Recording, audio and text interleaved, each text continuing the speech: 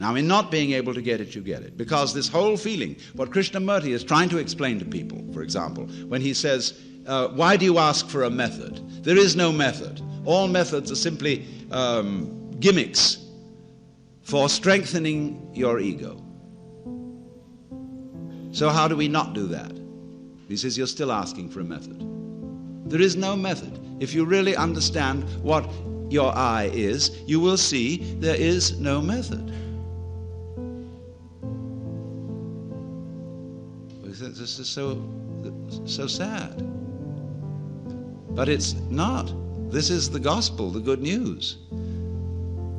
Because if you cannot achieve it, if you cannot transform yourself, that means that the main obstacle to mystical vision has collapsed. That was you. What happens? You can't do anything about it. You're at your wit's end. What are you going to do? Commit suicide? But supposing you just put that off for a little while. Wait and see what happens.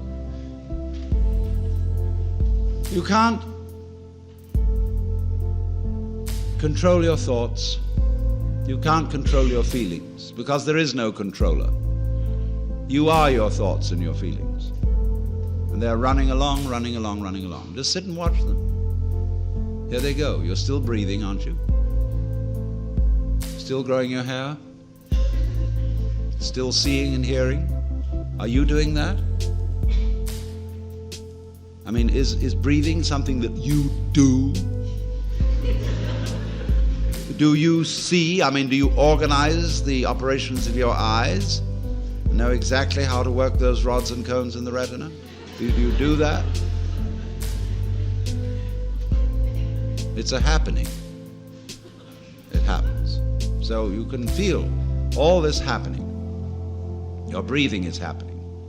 Your thinking is happening. Your feeling is happening. You're hearing, you're seeing. The clouds are happening across the sky. The sky is happening blue. The sun is happening shining. There it is.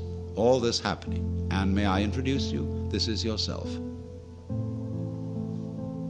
This begins to be a vision of who you really are. And that's the way you function. You function by happening, that is to say, by spontaneous occurrence. And this is not a state of affairs that you should realize.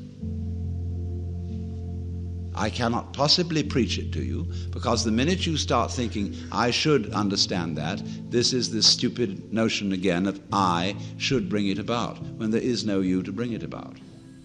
See, that's why I'm not preaching. You can only preach to egos. All I can do is to talk about what is. It amuses me to talk about what is because it's wonderful. I love it, and therefore I like to talk. If I get paid for it, then I make my living. And sensible people get paid for doing what they enjoy doing. So this is not you see, this is the whole approach here is not to convert you, not to make you over, not to improve you, but for you to discover that if you really knew the way you are, things would be sane. But you see, you can't do that. You can't make that discovery because you're in your own way. So long as you think, I'm I. So long as that hallucination blocks it. And the hallucination disappears only in the realization of its own futility. When at last you see you can't do it. You cannot make yourself over. You cannot really control your own mind. See, when we try to control the mind, a lot of yoga teachers try to get you to control your own mind, mainly to prove to you that you can't do it. There's nothing, a fool who persists in his folly will become wise. So what they do is they speed up the folly. And so you get concentrating. And you can have a certain amount of superficial and initial success by a process commonly called self-hypnosis. And you can think you're making progress. And a good teacher will let you go along that way for a while until he really throws you with one. Why are you concentrating? See, Buddhism works this way. Buddha said, if you suffer because you desire, and your desires are either unattainable or always being disappointed or something. So cut out desire.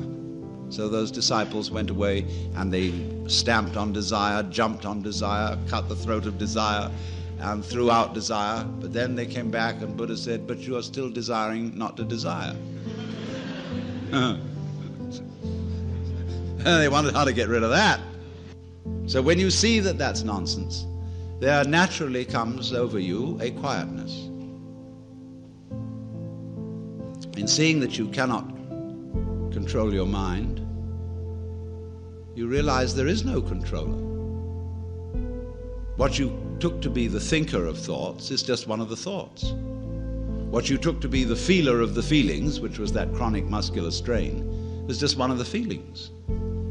What you took to be the experiencer of experience is just part of the experience. So there isn't any thinker of thoughts, feeler of feelings. We get into that bind because we have a grammatical rule that verbs have to have subjects. And the funny thing about that is that verbs are processes and subjects are nouns, which are supposed to be things. How does a noun start a verb? How does a thing put a process into action?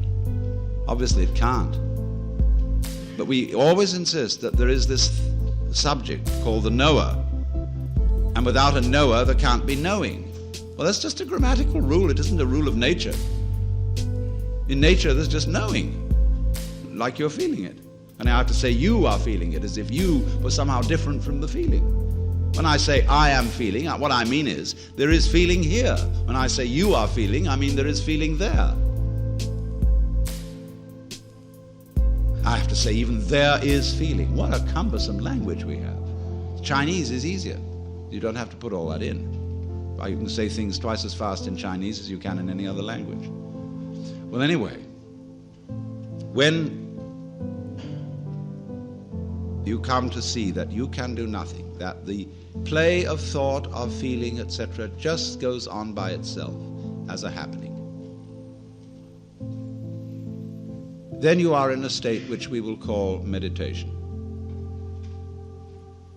And slowly, without being pushed, your thoughts will come to silence. That is to say, all the verbal, symbolic chatter going on in the skull. Don't try and get rid of it, because that will again produce the illusion that there's a controller.